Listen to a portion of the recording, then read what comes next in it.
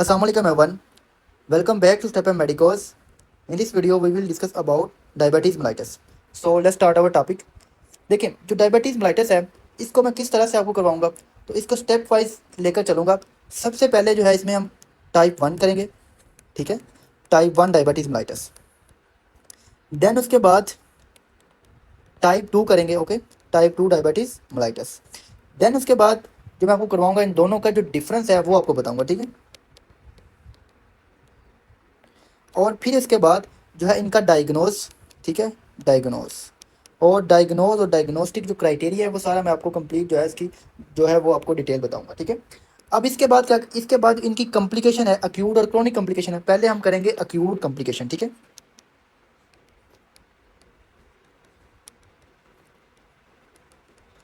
Then उसके बाद chronic complication,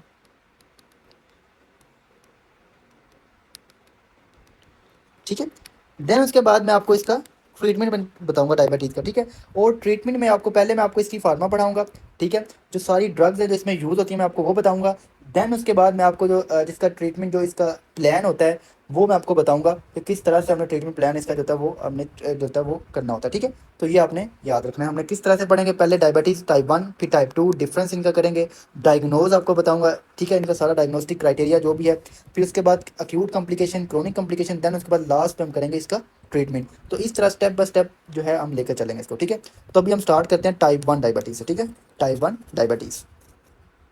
अब देखें टाइप 1 डायबिटीज़ जो है ये इसमें क्या होता है हमारे पास, ये पैंक्रियाज है, देखें,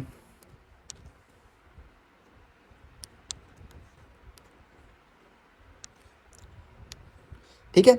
अब देखिए पैंक्रियाज है, पैंक्रियाज में क्या होता है मैंने आपको बताया था, ये आइसोलेट ऑफ लैंगरहान होते हैं, ठीक है। अब इनके अंदर जो होता है वो पड़े होते हैं, सेल्स पड़े होते हैं इनके अंदर, सेंटर में बीटा सेल्स होते हैं। देन उसके बाद हमारे पास अल्फा सेल्स होते हैं। फिर उसके बाद हमारे पास जो इनके जो होता है इनमें मर्ज होते हैं वो कौन से सेल्स होते हैं जो कहीं भी प्रेजेंट होते हैं, वो हमारे पास डेल्टा सेल्स होते हैं, ठीक है। तो ये पॉइंट आपने याद रखना है, alpha beta and delta cell होते हैं।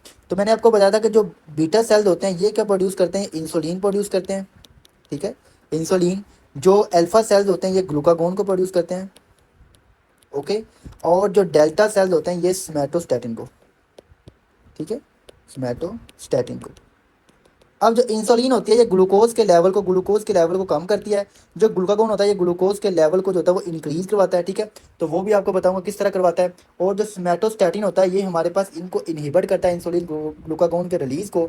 और उसके अलावा जो होता है हमारे पास एसिड की प्रोडक्शन कम करता है, ठीक है, जो स्टमक से एसिड की प्रोडक्शन कम करता है। और जो हमारे पास होता है जो गॉल ब्लैडर होता है उसकी कंट्रैक्शन कम करवाता है, उसकी कंट्रैक्शन कम करवाता है, ठीक है। जब उसकी कंट्रैक्शन कम होगी, फॉर एग्जांपल अगर इसका लेवल ज़्यादा हो जाए या हम बाहर से इसका एनालॉग दे रहे हैं, सोमैटोस्टैटिन एनालॉग, ठीक है, ऑक्ट्रियोटाइड जिसे हम कहते हैं, ठीक है, वो हम दे रहे हैं, तो उससे क्या होगा, इसकी कंट्रैक्शन जो होगी वो कम हो जाएगी ब्लैडर की, ठीक है। जब ब्लैडर की कंट्रैक्शन कम होगी तो फिर क्या होगा, उसको जो होगा वो गॉल स्टोन बन जाएंगे, गॉल स्टोन बनने के चांसेस होंगे, ठीक है। तो आपने याद रखना है अगर कोई किसी का सोमैटोस्टैटिन का लेवल हाई है या उसका एनालॉग हम दे रहे हैं तो उसके अंदर जो होता है वो रिस्क होता है कि उसको स्टोन बनने का, ठीक है। तो ये पॉइंट आपने याद रखें, ओके। ये एमसीक्यूज भी है।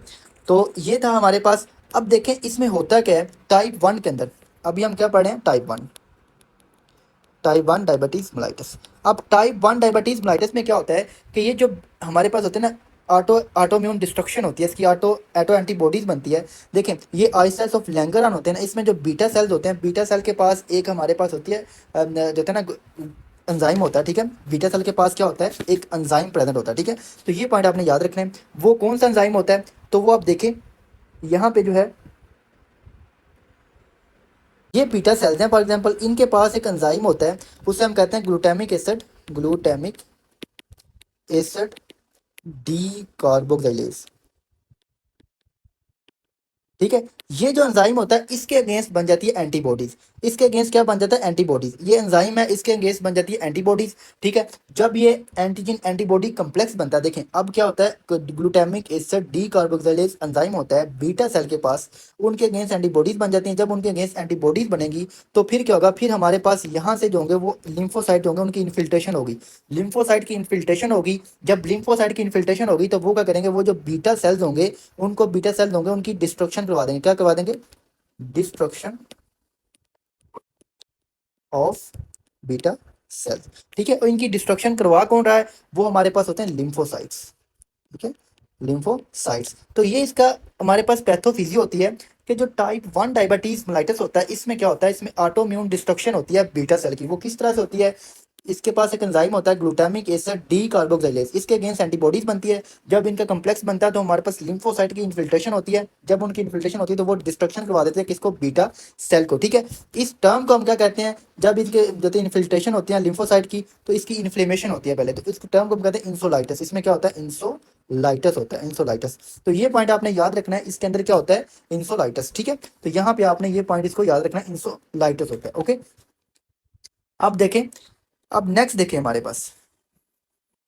ठीक है, नेक्स्ट देखें, नेक्स्ट एक एमसीक्यू आता है कि इसके अंदर जो होते हैं हमारे पास इनफिल्ट्रेशन किधर हो रही होती है, तो आपने याद रखना है, इसका एमसीक्यू आएगा कि हमारे पास ऑप्शन जो होंगे वो आइसोलेट, जो आइसोलेट होते हैं ना, आइसोलेट ऑफ लैंगरहान, इसके अंदर जो होगी लिम्फोसाइट इन्फिल्ट्रेट करेंगे और वो स्पेसिफिकली जाके बीटा सेल की डिस्ट्रक्शन करवाएंगे। जो अल्फा सेल और डेल्टा सेल होंगे इनकी डिस्ट्रक्शन वो नहीं करवाएंगे। ठीक है, बीटा सेल को ही डिस्ट्रॉय करेंगे। लिम्फो, ये हमारे पास आइसोलेट ऑफ लैंगरहान है, इसके अंदर बीटा सेल होते हैं, इधर हमारे पास लिम्फोसाइट की इन्फिल्ट्रेशन होगी, लिम्फोसाइट की। ठीक है, वो इन्फिल्ट्रेशन होगी और बीटा सेल को जाके डिस्ट्रॉय करवा देंगे। ठीक है, तो ये पॉइंट आपने यहाँ पे याद रखना है।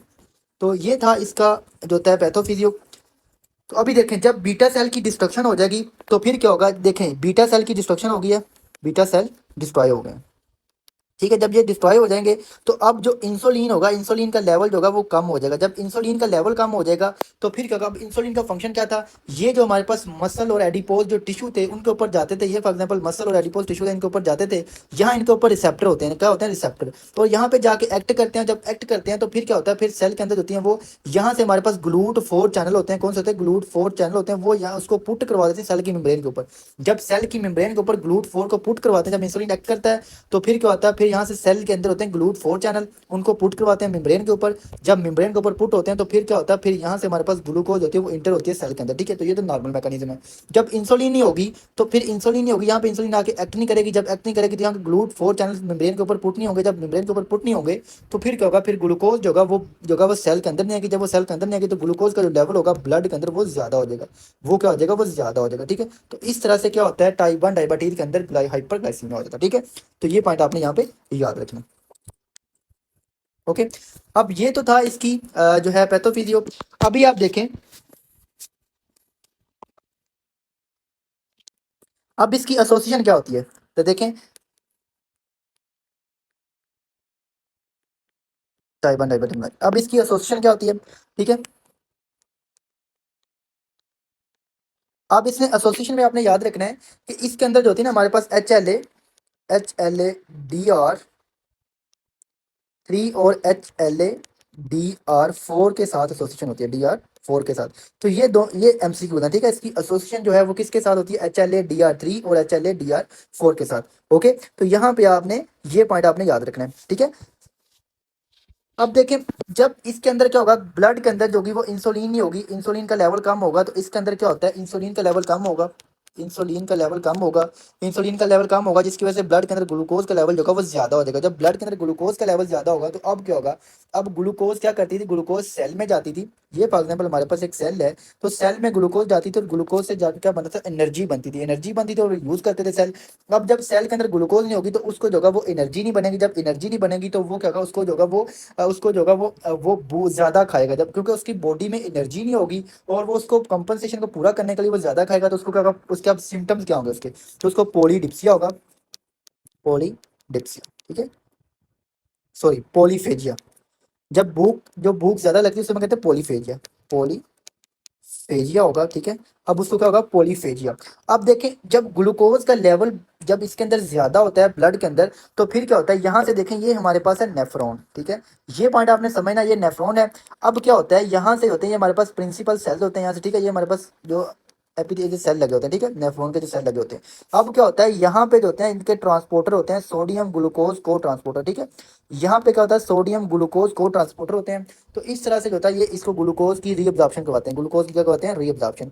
अब ये होता है कि ये जो नेफ्रॉन होते हैं ना, नेफ्रॉन 200 जो मिलीग्राम पर डीएल जो ग्लूकोज होती है, 200 मिलीग्राम पर डीएल, इस पे तो यहाँ तक अगर किसी की ग्लूकोज का लेवल है तो ये जो सारे नेफ्रॉन होते हैं ये उसको रीअब्जॉर्ब कर रहे होते हैं ग्लूकोज को। ठीक है, बट होता ये है कि अगर जैसे ही 200 मिलीग्राम पर डीएल से ज़्यादा ब्लड के अंदर ग्लूकोज का लेवल बढ़ता है, तो फिर क्या होता है, ये जो नेफ्रॉन होते हैं इनकी इतनी जो होती है वो एबिलिटी नहीं होती।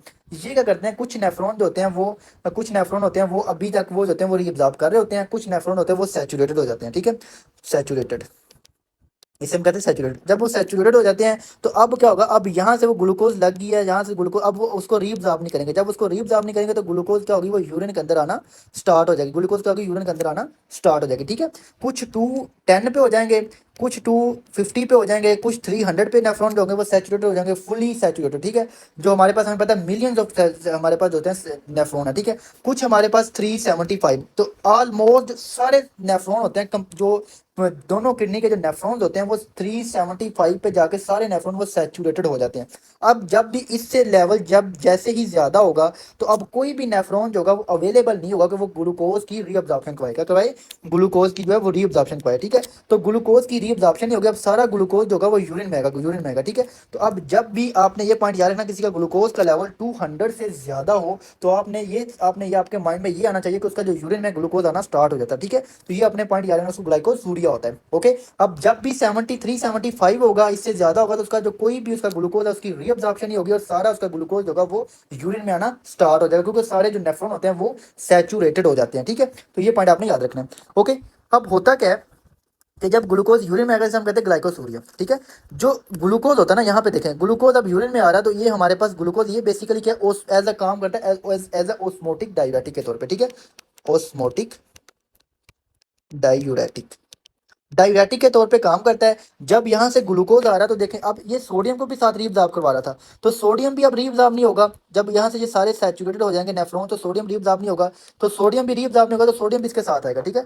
सोडियम भी इसके साथ आएगा, यूरिन के अंदर सोडियम भी आ रहा है, उसमें ग्लूकोज भी आ रहा है, उसके अलावा और क्या आएगा उसको, और साथ उसको जो होगा हमारे पास वाटर भी आ रहा है, क्योंकि ओस्मोटिक डाइवर्सिटी के तौर पे काम कर रहा है, तो वाटर भी आएगा, ठीक है। वाटर भी आएगा, वाटर भी आएगा, जब उसको वाटर आएगा तो उसका यूरिन ज्यादा बन रहा है, ठीक है, वाटर आ रहा है तो उसको पोली यूरिया, सब कहते हैं पोली यूरिया, ठीक है। वाटर आ रहा है तो मीन इसका यूरिन ज्यादा प्रोडक्शन हो रही है, यूरिन की ज्यादा प्रोडक्शन हो रही है, हम कहते हैं पोली पोली यूरिया, ठीक है, पोली यूरिया हो रहा है, ठीक है, पोली यूरिया। उसको उसको जो होता है ना 24 आवर में मोर देन हमारे पास जो होता है ना हमारे पास थ्री 3,500 जो होता है, इससे ज़्यादा जो होता है उसका यूरिन की प्रोडक्शन हो जाती है 24 आवर में, पर पर डे, ठीक है, पर डे, ठीक है। तो ये आपने पॉइंट यहाँ पे याद रखना है, इससे हम कहते हैं पोली यूरिया। अब उसको देखो, उसको क्या हो रहा है, उसके सिम्टम्स देखें अब। तो अब उस पेशेंट को जो है, जो डायबिटिक पेशेंट है, अब उसका ग्लूकोज का लेवल जो है ब्लड में ज़्यादा होता है, मोर देन 200 होता है, ठीक है। तो उसको क्या होता है, पोली यूरिया होता है, ग्लाइकोसूरिया होता है, ग्लाइकोसूरिया होता है, ठीक है। इसकी वजह से क्या होता है, पोली यूरिया होता है, ठीक है, यूरिन में देता है वो और होता है उसका वाटर ज़्यादा आ रहा होता है, ठीक है, पोली यूरिया हो गया। अब उसके अलावा उसको कौन सिम्टम है, जब भी उसको पोली यूरिया का तो उसका थर्स्ट सेंटर जो है वो एक्टिवेट होता है, जब एक्टिवेट होता है तो उसको प्यास भी ज़्यादा लगती है, तो उसको पोली डिप्सिया भी होता है, पोली डिप्सिया, ठीक है, पोली डिप्सिया होता है। अब टाइप 1 डायबिटीज मेलाइटिस में क्या होता है, इंसुलिन जो होती है ना, इंसुलिन का लेवल तो कम होता है। अब इंसुलिन के फंक्शन कुछ और भी फंक्शन होते हैं, ये क्या करवाती है, ये लिपोजेंसिस करवाती है, लिपो जेनेसिस भी करवाती है, ठीक है। और इसके अलावा क्या करवा रही होती है, ये हमारे पास प्रोटीन की सेंसिस भी करवाती है, प्रोटीन की सेंसिस भी करवाती है। तो जब लिपोजेनेसिस नहीं होगी, लिपिड नहीं बनेगा, लिपिड की फॉर्मेशन नहीं होगी, प्रोटीन की सेंसिस नहीं होगी, तब ये नहीं होगी, उसके जो मसल होंगे वो वीकनेस होगी, मसल वीकनेस होगी, ठीक है, मसल वीकनेस होगी, ओके। और उसको कौन से सिम्टम्स आएंगे, और उसको जो होगा वो मसल वीकनेस होगी, ठीक है, ओके। पॉलीफेजिया, ग्लाइकोसूरिया, हमारे पास पोली यूरिया, पोलीडिप्सिया और मसल वीकनेस होगी, ठीक है। और इसके अलावा उसका वेट लॉस होगा, वेट वेट लॉस क्यों हो रहा है, क्योंकि लिपिड की प्रोडक्शन नहीं हो रही, प्रोटीन की सेंसिस नहीं होगी, तो उसकी वजह से उसको जो होगा वो वेट लॉस होगा। तो अब उसके जो सिम्टम्स होते हैं ना, उसके जो क्लिनिकल फीचर होते हैं वो ये होते हैं, जो हमारे पास डायबिटीज मेलिटस वाला पेशेंट होता है, अब उसको क्या हो रहा है, पॉलीफेजिया हो रहा है, पोली यूरिया, पोलीडिप्सिया, मसल वीकनेस और वेट लॉस होता है, ठीक है। तो इस तरह से पेशेंट हमारे पास प्रेजेंट करते हैं। तो ये थे इसके सिम्टम्स, ओके। अब नेक्स्ट देखें, नेक्स्ट हमारे पास क्या होता है, तो यहाँ पे आप देखें, तो ये तो इसके सिम्टम्स है, ठीक है। अब जो इसका जो होता है ना, अब हमने जो है इसकी, अब नेक्स्ट मैंने आपको करवाना है वो है टाइप 2 डायबिटीज मेलाइटस, ठीक है। तो ये था टाइप 1 डायबिटीज मेलाइटस, इसका मैंने आपको बता दिया। इसके अंदर जो इंपॉर्टेंट चीज़ें हैं वो आपने याद रखना है कि इसके अंदर जो होते हैं लिम्फोसाइट होते हैं, उनकी इन्फिल्ट्रेशन होती है। मैं आपको कुछ पॉइंट बता दूँ, ठीक है। अभी पहले हम टाइप 2 कर लेते हैं, फिर अब दोनों में इनका जो है डिफरेंस आपको बता दूंगा, ठीक है। तो अब देखें type 2 diabetes mellitus, type 2 diabetes mellitus. अब जो टाइप 2 डायबिटीज मेलाइटिस होता है, अब इसमें क्या होता है, इसमें ये देखें, ये हमारे पास है पेंक्रियास, पेंक्रियास से जो बीटा सेल्स होते हैं वो इंसुलिन की प्रोडक्शन कर रहे होते हैं स्टार्टिंग में, ठीक है। इंसुलिन की जो होती है प्रोडक्शन स्टार्ट में हो रही होती है, ठीक है, इंसुलिन की प्रोडक्शन हो रही होती है। बट होता क्या है कि जो हमारे पास आगे जो टिश्यू होते हैं ना, टिश्यूज होते हैं, ये फॉर एग्जाम्पल हमारे पास आगे जो टिश्यू है, जहाँ पे हमारे पास मसल्स, जो मसल सेल्स हैं, ये हमारे पास एडिपोज टिश्यू है, ठीक है। ये फॉर एग्जाम्पल सेल ना, तो ये आगे इंसुलिन रेजिस्टेंस हो जाती है इनकी, क्या होती है, इंसुलिन रेजिस्टेंस।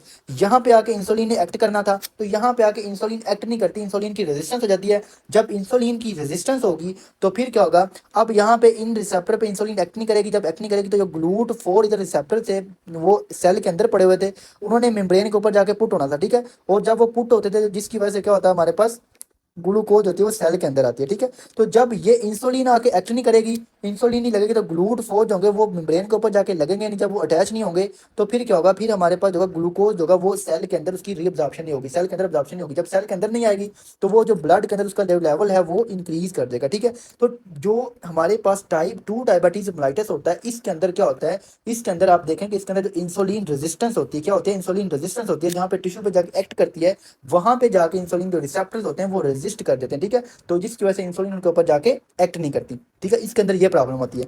अब देखें स्टार्टिंग में तो इंसुलिन ज्यादा होती है, ठीक है। इसके अंदर इंसुलिन का स्टार्टिंग में जो इनिशियल में इंसुलिन का लेवल होता है वो ज्यादा होता है। उसकी रीजन क्या होती है, देखें ब्लड के अंदर क्या होता है, ग्लूकोज का लेवल बढ़ जाता है क्योंकि सेल के अंदर नहीं जा रही। जब ये ग्लूकोज का लेवल बढ़ता है तो ये हमारे पास पैंक्रियाज को सिग्नल देते हैं, क्या देते हैं, सिग्नल देते हैं, फीडबैक देते हैं, ठीक है। तो जब सिग्नल देंगे, पॉजिटिव फीडबैक देंगे, तो क्योंकि ग्लूकोज का लेवल ज्यादा है, तो जिसकी वजह से जो हमारे पास जो हम ये होंगे बीटा सेल्स होंगे, वो इंसुलिन की जो प्रोडक्शन होगा उसको ज्यादा कर देंगे, इंसुलिन की प्रोडक्शन को ज्यादा करेंगे, ठीक है, ज्यादा करेंगे, इंसुलिन की प्रोडक्शन ज्यादा होगी। तो इसके अंदर इंसुलिन की स्टार्टिंग में तो प्रोडक्शन ज्यादा होती है, बट एक टाइम ऐसा आता है कि हमारे पास क्या होता है, ये जो बीटा सेल्स होते हैं इनकी एग्जॉशन हो जाती है, एग्जॉस्ट कर देते हैं। जब ये एग्जॉस्ट कर जाएंगे तो फिर क्या होगा, अब ये जो एग्जॉस्ट कर जाएंगे तो अब इंसुलिन की प्रोडक्शन होगी वो कम हो जाएगी कुछ टाइम बाद, ठीक है। इंसुलिन की प्रोडक्शन होगी वो कम हो जाएगी, ठीक है, आफ्टर,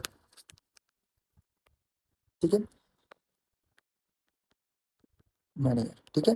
तो इसकी प्रोडक्शन जो होगी वो कम हो जाएगी। जब इसकी प्रोडक्शन कम हो जाएगी, क्यों कम हो रही है, क्योंकि इन जो बीटा सेल्स हैं उनकी एग्जॉशन होगी है, जब एग्जॉशन हो जाएगी तो अब इंसुलिन की प्रोडक्शन नहीं करेगी, तो फिर हम कहते हैं कि इस पर्सन को अब इंसुलिन भी दी जाए, ठीक है। उसको फिर हम क्या करते हैं, इंसुलिन देते हैं। जब पहले स्टार्टिंग में क्या करते हैं, तो पहले स्टार्टिंग में उसकी एक्सरसाइज करवा रहे होते हैं हम पेशेंट को, और पेशेंट की होती है हम डाइट कंट्रोल कर रहे होते हैं, और फिर उसके बाद हम मेडिकेशन पे लेके जाते हैं जो इंसुलिन की प्रोडक्शन ज्यादा कर रही होती है, या इसकी जो रेजिस्टेंस है उसको बढ़ा, इसका कम कर रही होती है, जो रिसेप्टर्स होते हैं, ठीक है। तो ऐसी ड्रग दे रहे होते हैं। बट जब इसकी बीटा सेल की एग्जॉशन हो जाती है तो फिर हम उस टाइम क्या था, फिर हमें इंसुलिन भी देना पड़ता है पेशेंट को, ठीक है। तो ये पॉइंट आपने यहाँ पे याद रखना है।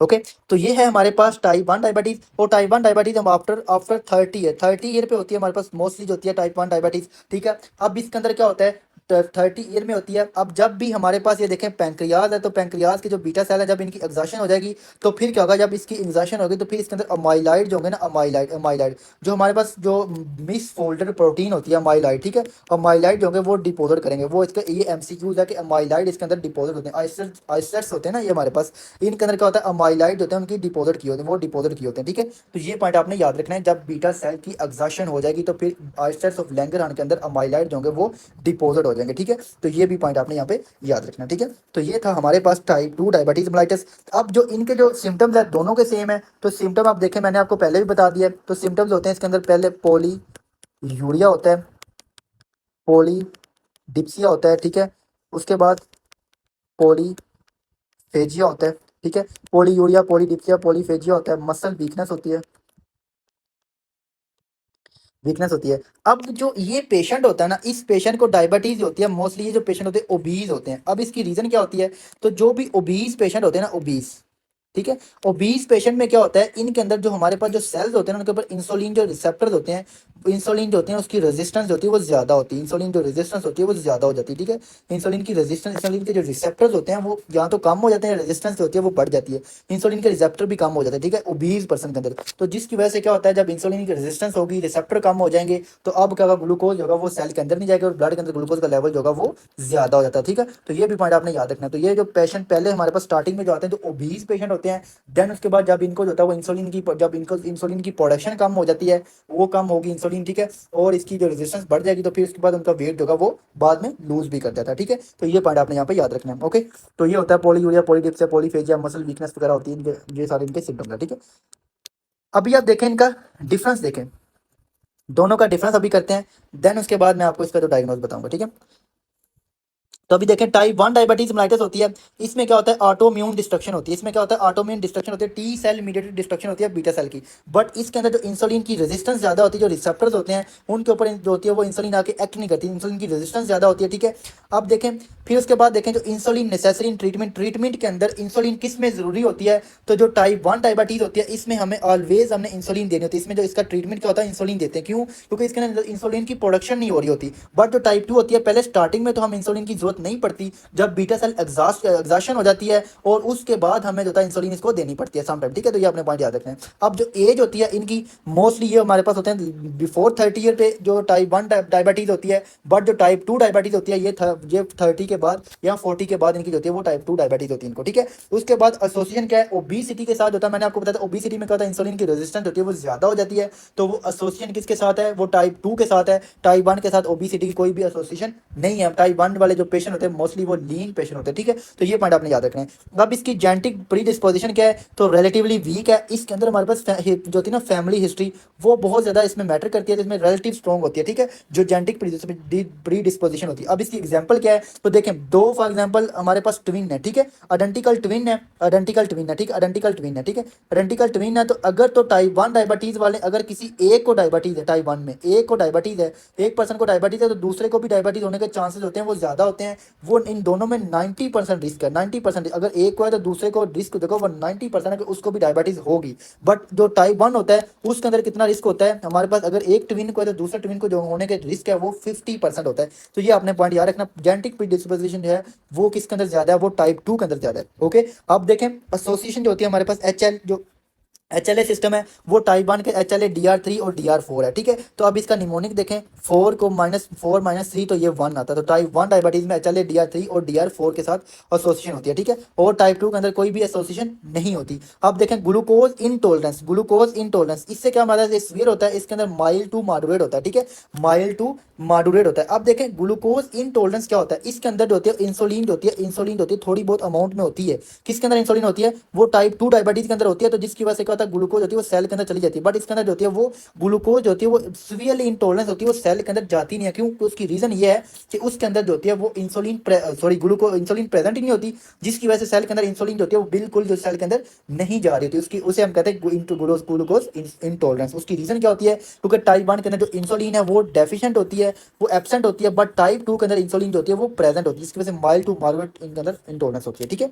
अब इंसुलिन जो सेंसिटिविटी होती है इसके अंदर हाई होती है, क्योंकि इसके अंदर क्या होती है जो हमारे पास टारगेट सेल्स होते हैं उनके ऊपर रिसेप्टर जो कि उनकी रेजिस्टेंस नहीं होती, उन इनके अंदर क्या होता है, इनके अंदर सिर्फ बीटा सेल की से प्रोडक्शन नहीं हो रही, उनकी डिस्ट्रक्शन होगी, तो इनके अंदर हाई होती है हमारे पास जो होती है वो इंसुलिन सेंसिटिविटी होती है। बट जो टाइप 2 होती है इसके अंदर क्योंकि रिसेप्टर जो होते हैं वो उनकी रेजिस्टेंस हो जाती है, जिसकी वजह से इंसुलिन जो होती है उसकी जो हमारे पास सेंसिटिविटी है वो कम हो जाती है, तो ये पॉइंट आपने यहाँ पे याद रखना है, ठीक है। अब देखें उसके अलावा जो कीटोएसिडोसिस होता है वो कॉमन होता है टाइप 1 के अंदर, टाइप 2 के अंदर रेयर होता है। इसका क्या, इससे देखें जो जो एसिड होते हैं ना, कीटोन फॉर्मेशन जो होती है टाइप 1 के में ज्यादा होती है, इसकी रीजन क्या होती है, टाइप 1 के अंदर इंसुलिन जो होती है वो एब्सेंट होती है, इंसुलिन एब्सेंट होती है, ठीक है, इंसुलिन प्रेजेंट नहीं होती। जब इंसुलिन प्रेजेंट नहीं होगी, जब भी इंसुलिन प्रेजेंट नहीं होगी तो फिर कीटोन बॉडी फॉर्मेशन होगी, इसके अंदर कुछ ना कुछ इंसुलिन जो होती है वो होती है, जिसकी वजह से इसके अंदर रेयर है कि इसके अंदर जो होगी वो इसके अंदर जो है वो हमारे पास कीटोएसिडोसिस बने, ठीक है। तो ये पॉइंट आपने याद रखना है। तो ये जब आप टॉपिक आएगा इसका अक्यूट कॉम्प्लिकेशन तो फिर मैं आपको बताऊंगा, ठीक है।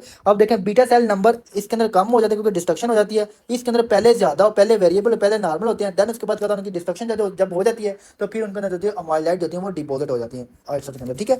अब देखें इंसुलिन सीरम इंसुलिन लेवल, तो सीरम इंसुलिन का लेवल जो होता है वो टाइप 1 के अंदर कम होता है, टाइप 2 के अंदर पहले ज्यादा होता है। तो मैंने आपको बताया ज्यादा क्यों होता है, हाई क्यों होता है, क्योंकि वो जो ग्लूकोज होती है वो सिग्नल दे रही होती है हमारे पास पैंक्रियाज के बीटा सेल को, जिससे पहले ज्यादा प्रोडक्शन होती है, जब उनकी एग्जॉशन हो जाती है तो फिर उसके अंदर जो इंसुलिन का लेवल जो होता है वो कम हो जाता है, ठीक है। अब उसके बाद सिम्टम्स होते हैं, तो हमारे पास पॉलीयूरिया, पॉलीडिप्सिया, वेट लॉस, ये सारे जो सिम्टम होते हैं मोर कॉमन होते हैं टाइप 1 के अंदर, क्योंकि टाइप 1 के अंदर इंसुलिन एब्सेंट होती है, इसकी वजह से ग्लूकोज सेल के अंदर जा नहीं रही होती, ठीक है। टाइप 2 के अंदर सम टाइम मोस्टली जो पेशेंट होते हैं वो एसिम्टोमेटिक होते हैं, ठीक है। और हमारे पास वो जो पेशेंट हमारे पास आते हैं वो क्रोनिक टॉपिक के साथ आते हैं, ठीक है। तो ये पॉइंट आपने याद रखना है। अब हिस्टोलॉजी क्या होती है, तो ये इसका एमसीक्यूज है, तो ये आपने याद रखना है, मोस्ट इंपॉर्टेंट एमसीक्यूज है। तो इसके अंदर जो होते हैं आइसोसेल जो सेल्स होते हैं उनके अंदर लिकोसाइट जो लिम्फोसाइट उनकी इनफिल्ट्रेशन होती है, ठीक है। बट जो टाइप 2 है इसके अंदर क्या होता है, अमाइलाइड की डिपोजिशन होती है जब बीटा सेल जो एग्जॉस्ट कर जाते हैं, एग्जॉशन हो जाती है, ठीक है। तो ये था हमारे पास इन दोनों का डिफरेंस, टाइप 1 और टाइप 2 का, ठीक है। अब हम नेक्स्ट जो है इसका डायग्नोज करेंगे, नेक्स्ट वीडियो में क्या पढ़ेंगे, डायग्नोज, ठीक है। फिर उसके बाद हम इनकी अक्यूट कॉम्प्लिकेशन को पढ़ेंगे, देन हमारे पास इनका जो क्रोनिक कॉम्प्लिकेशन पढ़ेंगे और फिर हम इसका ट्रीटमेंट पढ़ेंगे। Okay, thank you so much.